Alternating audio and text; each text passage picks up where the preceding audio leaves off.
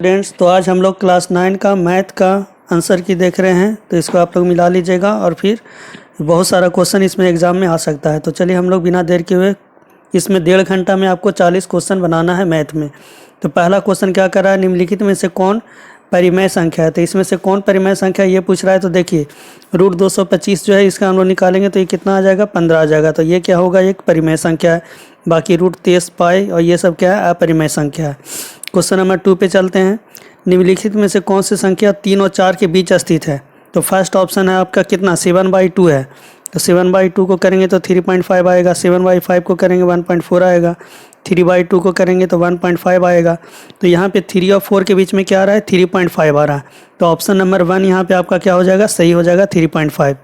Question number 3 क्या कर रहा है, √5 - √2 और √5 + √2 कितना के बराबर होगा। तो a + b और a - b इसका फार्मूला हम लोग जानते हैं क्या होता है, a² - b²। तो √5 का होल स्क्वायर - √2 का होल स्क्वायर। तो 5 - 2 करेंगे तो यहाँ पे क्या आएगा आपका 3 आएगा। तो सही ऑप्शन यहाँ पे आपका 3 हो जाएगा, option number D. Question number 4 देखिए, इसमें क्या कर रहा है, 32 पे पावर 2/5 है, इसका वैल्यू निकालना है। तो 32 पे पावर 2/5 है। तो 32 को हम लोग क्या लिख सकते हैं, तो 32 को लिख सकते हैं हम लोग 2 पे पावर 5। तो 32 को हम लोग 2 पे पावर 5 लिख सकते हैं। तो यहाँ पे हम लोग 2 पे पावर 5 पे पावर 2/5 किए तो ये कितना आ गया, 2 पे पावर 2 बच गया। तो कितना आ गया, 4 आंसर आपका आ गया। तो यहाँ पे आ गया ऑप्शन नंबर बी, 4 आंसर हो गया। क्वेश्चन नंबर 5 क्या कह रहा है, इनमें से कौन एक बहुपद नहीं है। तो कौन एक बहुपद नहीं है, तो यहाँ पे क्या हुआ, इसमें y जो है वो नीचे में दिया हुआ है। y जो है वो नीचे में दिया हुआ है तो ये बहुपद नहीं होगा। बाकी सब में x और y दो तरह का यहाँ पद है तो बहुपद है, या फिर एक में x² है तो वो भी बहुपद है। तो यहाँ पे सी ऑप्शन आपका बहुपद नहीं है। क्वेश्चन नंबर 6 क्या कह रहा है, x - 2 का शून्यक कौन है। तो x - 2 का शून्यक हमको निकालना है। तो x - 2 को हम लोग क्या करेंगे, 0 के बराबर करेंगे। तो यहाँ पे शून्यक क्या हो जाएगा, 2 के बराबर होगा। नेक्स्ट क्वेश्चन देखिए, क्वेश्चन नंबर 7, बहुपद इतना का घात क्या होगा। तो इसमें देखिए शुरू में x³ लिखा है पर उसके बाद देखिए 4x4 लिखा है।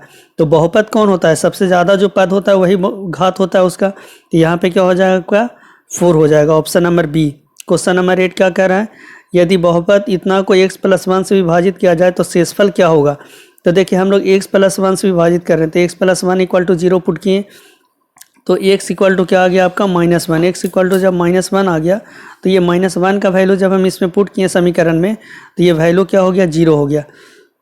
तो इससे क्या पता चल रहा है कि x + 1 से जब विभाजित कर रहे हैं तो ये पूर्ण विभाजित हो रहा है। इसका मतलब यहाँ पे जो शेषफल आएगा वो क्या आएगा आपका, 0 आएगा।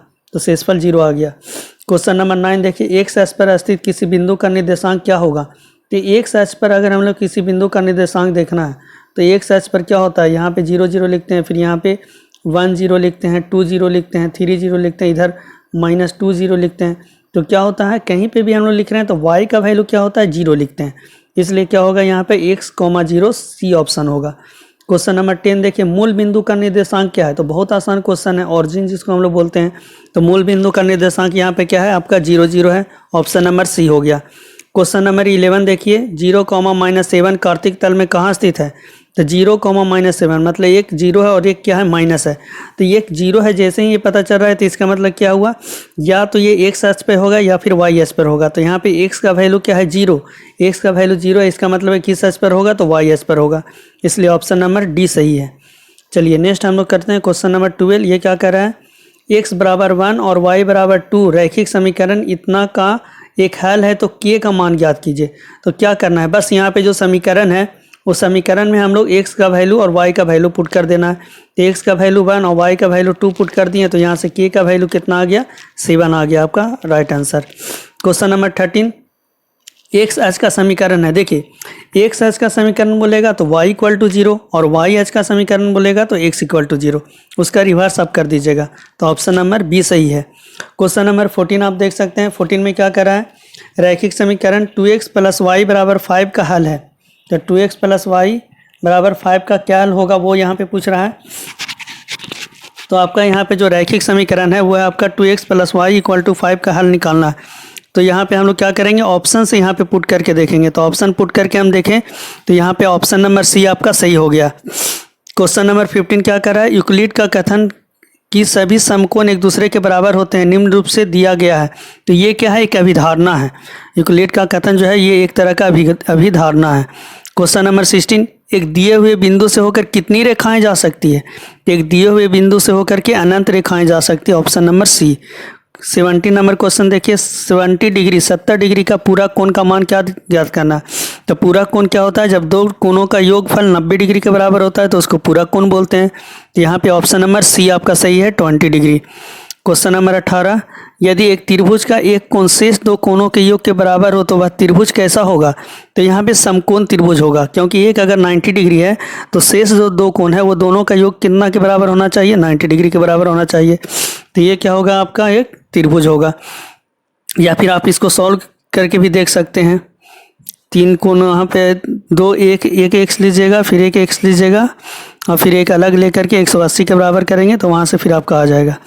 क्वेश्चन नंबर 19 देखिए, इसमें क्या करना है, एक्स का वैल्यू निकालना है। अब यहाँ पे एक्स जो है वो क्या है, बाहर में है।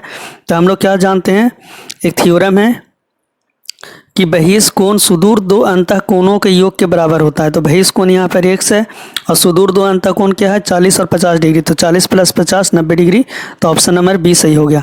क्वेश्चन नंबर 20 देखिए, निम्नलिखित में से कौन त्रिभुजों के सर्वांगसम की कसौटी नहीं है?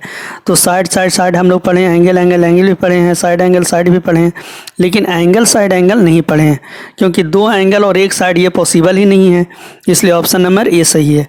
क्वेश्चन नंबर 21 देखिए, यदि त्रिभुज ABC में यदि AB बराबर AC और कोण ACB बराबर 70 डिग्री हो तो कोण ABC का मान ज्ञात कीजिए। तो हम लोग यहाँ पे एक फिगर अपना बना लेंगे, जो भी क्वेश्चन दिया उसका फिगर बनाएंगे। तो AB बराबर AC और एक यहाँ पे क्या किया, 70 डिग्री दिया हुआ है। तो एक 70 डिग्री दिया हुआ है, अगर दो भुजा बराबर होते हैं तो उसके कोण भी क्या होते हैं, बराबर होते हैं। तो इसलिए कोण B भी क्या हो जाएगा, 70 डिग्री के बराबर हो जाएगा। नेक्स्ट क्वेश्चन नंबर 22, एक चतुर्भुज के कोण कितना है? 3:5:9:13 के अनुपात में है। तो इस चतुर्भुज के सबसे छोटे कोण का मान ज्ञात करना है। तो यहाँ पे सबसे छोटे कोण का मान ज्ञात करना है, तो क्या करेंगे, यहाँ पे 3x + 5x + 9x + 13x बराबर 360 डिग्री। तो यहाँ से 30x बराबर 360 डिग्री हो जाएगा। तो x का मान कितना आ गया, 12 डिग्री। अब x का मान 12 डिग्री हो गया तो सबसे छोटा कोण कौन होगा, 3x। तो 3 × 12 यहाँ पे कितना होगा, 36। यहाँ पे क्या हो गया, भारतीय 36 आपका ए हो गया, ऑप्शन 36 डिग्री। क्वेश्चन नंबर 23 में क्या कह रहा है, यदि किसी चतुर्भुज के भुजाओं के मध्य बिंदुओं को एक क्रम में मिलाने वाली रेखाखंड द्वारा बना चतुर्भुज एक कौन सा चतुर्भुज होता है? तो ये आपका समांतर चतुर्भुज होता है। आप फिगर बना सकते हैं कि एक चतुर्भुज बना करके ये मध्य बिंदु को मिलाइएगा तो आपका क्या आएगा, समांतर चतुर्भुज आएगा। क्वेश्चन नंबर 24 देखिए, ABCD एक समांतर चतुर्भुज है और BC बराबर 7 सेंटीमीटर है और AE बराबर कितना है, 5 सेंटीमीटर है। तो समांतर चतुर्भुज का क्षेत्रफल निकालना है। ये समांतर चतुर्भुज क्या होगा, दो त्रिभुज बनेगा। तो दो त्रिभुज यहाँ पे बनेगा तो यहाँ पे क्या होगा, समांतर चतुर्भुज का क्षेत्रफल आधार गुना ऊंचाई सिर्फ हम लोग कर देते हैं। तो एक त्रिभुज रहता है तो 1/2 गुना आधार गुना ऊंचाई होता है। तो दो त्रिभुज से मिलकर के बना हुआ है तो सिर्फ आधार गुना ऊंचाई। तो आधार यहाँ पर हो गया आपका 7, ऊंचाई हो गया 5, तो 35 हो गया। तो सी नंबर ऑप्शन आपका यहाँ पे सही हो गया क्वेश्चन नंबर 24 का। नेक्स्ट देखिए क्वेश्चन नंबर 25, इसमें क्या कह रहा है, एक समांतर चतुर्भुज और एक त्रिभुज एक ही आधार और समांतर रेखाओं के बीच स्थित है। तो त्रिभुज का क्षेत्रफल 12 सेंटीमीटर स्क्वायर है, तो समांतर चतुर्भुज का क्षेत्रफल भी क्या होगा, 12 सेंटीमीटर स्क्वायर। ये भी क्या एक थ्योरम से है रिलेटेड, ठीक है। तो ये थ्योरम से है तो आपका 12 सेंटीमीटर स्क्वायर डायरेक्ट आंसर हो जाएगा। क्वेश्चन नंबर 26 देखिए, वृत्तखंड एक चाप तथा, देखिए वृत्तखंड हमको निकालना है। तो वृत्तखंड क्या है, एक चाप और एक जीवा के बीच का क्षेत्र होता है। फिगर हम बगल में यहाँ पे बनाए हुए हैं कि एक चाप और यह क्या एक जीवा से मिलकर के क्या बनता है, एक वृत्तखंड बनता है। तो चाप और जीवा मिलकर के यहाँ पे क्या बनाया, आपका एक वृत्तखंड बनाया। नेक्स्ट क्वेश्चन नंबर 27 क्या कर रहा है, 3 संरेखी बिंदुओं से होकर कितने वृत्त खींचे जा सकते हैं। तो 3 संरेखी बिंदुओं से होकर केवल और केवल एक वृत्त खींचे जा सकते हैं। तो ऑप्शन नंबर ए हो गया। क्वेश्चन नंबर 28, आकृति में कोण ACB का मान क्या होगा। तो कोण ACB का मान निकालना है। तो देखिए केंद्र पर 50 डिग्री का कोण बनाया है, तो यहाँ पे जो C पर बनेगा कोण वो उसका हाफ बनता है। तो परिधि पर जो बनता है वो हाफ कोण बनता है, जो केंद्र पर जितना बनता है। तो यहाँ पे कितना होगा आपका 25 डिग्री। तो ऑप्शन नंबर सी डायरेक्ट सही होगा। क्वेश्चन नंबर 29, एक त्रिभुज ABC में AB बराबर 4 सेंटीमीटर तथा कोण ए बराबर 60 डिग्री है तो इस त्रिभुज की रचना संभव नहीं है यदि BC तथा AC का अंतर है। BC और AC का अंतर कितना होगा, तो एक त्रिभुज का रचना यहाँ पे संभव नहीं है। तो यहाँ पे एक त्रिभुज ABC में AB बराबर 4 सेंटीमीटर, कोण ए बराबर 60 डिग्री है। तो यहाँ पे BC तथा AC का अंतर पूछ रहा है कि कितना नहीं होना चाहिए, तो ये होगा देखिए 4.5, क्योंकि 4 से बड़ा नहीं हो सकता है, 4 से कम होगा। 4.5 यहाँ पे होगा, C नंबर ऑफ क्वेश्चन आपका सही होगा। 4.5 से बड़ा नहीं होना चाहिए। तो यहाँ बाकी सब क्या है, 4 से कम है, बाकी ये 4.5 क्या है, 4 से ज़्यादा है। तो ऑप्शन नंबर C आपका यहाँ पे सही होगा। सही आंसर है आपका option number C, 4.5 centimetre. Next question number 30 देखिए, उस त्रिभुज का क्षेत्रफल क्या होगा जिसकी भुजाएं 3 सेंटीमीटर, 4 सेंटीमीटर तथा 5 सेंटीमीटर है। तो 3, 4 और 5 सेंटीमीटर है और इस त्रिभुज का क्षेत्रफल ज्ञात करना है। तो एक समकोण त्रिभुज हम लोग बनाएंगे जिसका एक भुजा 3, एक भुजा 4, एक भुजा 5। तो ये क्या होगा, 3, 4, 5 हम ऑर्डर में बोले थे कि वो समकोण त्रिभुज बनता है। आप हीरोन सूत्र से भी बना सकते हैं इस क्वेश्चन को। 1/2 गुना आधार गुना ऊंचाई कर दिए, 1/2 गुना 4 गुना 3, तो यहाँ पे क्या हो गया, 2 से कैंसिल हो गया, तो आपका 3 दूना 6 आंसर हो गया, 6 सेंटीमीटर स्क्वायर।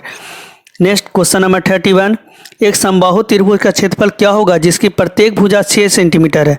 तो प्रत्येक भुजा अगर 6 सेंटीमीटर है और यहाँ पे समबाहु त्रिभुज का क्या निकालना है, क्षेत्रफल निकालना है। तो समबाहु त्रिभुज का क्षेत्रफल क्या होता है, √3/4 गुना भुजा स्क्वायर।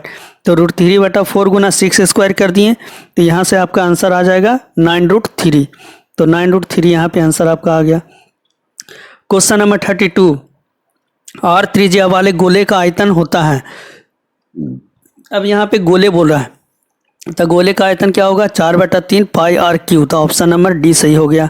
क्वेश्चन नंबर 33, R त्रिज्या तथा H ऊंचाई वाले बेलन का कुल पृष्ठीय क्षेत्रफल। जैसे ही कुल पृष्ठीय क्षेत्रफल बोलेगा तो ऊपर और नीचे वाला जो वृत्ताकार है उसका भी क्षेत्रफल हम लोग को ऐड करना होगा। तो 2 पाई RH और प्लस 2 पाई r स्क्वायर, ऊपर का पाई r स्क्वायर और नीचे का पाई r स्क्वायर, 2 पाई r स्क्वायर। तो ऑप्शन नंबर सी सही हो गया।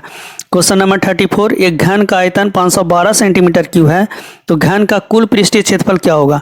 तो जैसे ही आयतन 512 दिया है तो 512 का हम लोग क्यूबिक करेंगे, तो 1/3 हम लोग करेंगे, तो 512 क्या होगा, 8 पे पावर क्यूब होता है। तो 8 पे पावर क्यूब हम लोग कर दिए, पावर 1/3, तो 8 आ गया आपका, साइड का लेंथ हो गया। अब संपूर्ण पृष्ठीय क्षेत्रफल निकाल रहा है तो क्या होगा, 6 गो भुजा 6 सतह होगा तो 6a स्क्वायर हो जाएगा। तो 8 का स्क्वायर किए तो 64 और 6 गुना 64 यहाँ पे कितना हो गया, 384 आपका हो गया। तो इसी पैटर्न पे आपका सारा क्वेश्चन आएगा। तो एक पैटर्न को अगर आप देख लिए तो इसी पैटर्न का सेम क्वेश्चन आपका आने वाला है, बस डेटा चेंज रहेगा आपका। क्वेश्चन नंबर 35, एक शंकु की त्रिज्या ऊंचाई 10 सेंटीमीटर है तथा आधार की त्रिज्या 7 सेंटीमीटर है तो शंकु का वक्र पृष्ठीय क्षेत्रफल कितना होगा। तो वक्र पृष्ठीय क्षेत्रफल कितना होता है, पाई RL। तो पाई का मान 22/7, R का मान रेडियस 7 दिया हुआ है और तिर्यक ऊंचाई भी दिया हुआ है 10। तो तिर्यक ऊंचाई का मतलब L का मान दिया हुआ है। तो सबको हम लोग पुट कर दिए, 220 यहाँ पे आंसर हो गया, ऑप्शन नंबर डी। तो ऑप्शन नंबर डी यहाँ पे आपका सही होगा। देखिए 10th क्लास में भी उसी तरह से हुआ था, जो भी मॉडल सेट करवाए थे मॉडल सेट का ही सेम क्वेश्चन आया था, बस वहाँ पे न्यूमेरिकल वैल्यू बस चेंज था। तो आपका भी बस सेम क्वेश्चन आने वाला है, इसलिए मॉडल सेट मैथ का खास करके आप अच्छा से जरूर करके जाइएगा। क्वेश्चन नंबर 36, प्रथम 5 प्राकृतिक संख्याओं के माध्य होंगे। तो प्रथम 5 प्राकृतिक संख्या का माध्य हमको निकालना है। तो ये बहुत आसान क्वेश्चन, आप लोग 5 प्राकृतिक संख्या कितना हो जाएगा, 1 + 2 + 3 + 4 + 5। तो कितना हो गया, 1 + 2 3 और 4 हो गया 7 और 5 हो गया 12। ठीक है, तो प्रथम 5 प्राकृतिक संख्याओं का माध्य आप यहाँ से निकाल लीजिएगा। तो 1 + 2 3 और 3 6 हो गया, फिर 4 10 हो गया और 5 15 हो गया, और 15/5 करेंगे तो 3 आंसर हो जाएगा आपका। ऑप्शन नंबर बी यहाँ पे सही है, 3। क्वेश्चन नंबर 37 में क्या कर रहा है, इतना में 5 की बार मारता है। तो देख लीजिए कि 5 कितना बार आ रहा है, तो 5 कितना बार आ रहा है यहाँ पे, तो 6 बार आ रहा है। तो ऑप्शन नंबर बी सही हो गया। क्वेश्चन नंबर 38, वर्ग अंतराल 10 और 20 का वर्ग चिन्ह होगा। तो 10 और 20 का वर्ग चिन्ह निकालना है। तो यहाँ पे हम लोग क्या करेंगे, 10 + 20/2 करेंगे, 30/2। तो यहाँ पे कितना आ गया, 15। निम्न सीमा प्लस ऊपरी सीमा बटा 2 करते हैं तो वर्ग अंतराल हमको मिल जाता है। 39 नंबर क्वेश्चन क्या कह रहा है, एक पासे को 1000 बार फेंकने पर प्राप्त परिणाम 3 की बराबरता 150 है, तो इसकी प्रायिकता क्या होगा। अब यहाँ पे 150 आ रहा है, तो 150 बटा हम लोग क्या करेंगे 1000 करेंगे, तो 3/20। तो यहाँ पे सही ऑप्शन आपका आएगा C number option. Question number 40, असंभव घटना की प्रायिकता क्या है, तो ये -1। असंभव घटना मतलब कोई भी घटना का प्रायिकता 1 से बड़ा नहीं हो सकता है और निगेटिव नहीं हो सकता। अगर 1 से बड़ा भी ऑप्शन रहता तो वो भी सही होता और निगेटिव है तो भी सही है, तो ऑप्शन नंबर डी सही है। चलिए, तो इस तरह से हमने मॉडल सेट का 40 का 40 क्वेश्चन हमने मैथ का कर लिया है। तो आप लोग इसे ज़रूर देख करके जाइएगा एग्ज़ाम देने और इस वीडियो को शेयर कीजिएगा। अगर अभी तक चैनल को सब्सक्राइब नहीं किए तो सब्सक्राइब कर लीजिएगा, ताकि आपको जो भी एग्ज़ाम होगा उसका सॉल्यूशन आपको तुरंत इस चैनल पे मिलेगा और आप लोग आंसर की मिला सकते हैं एग्ज़ाम का। ठीक है, thank you for watching video.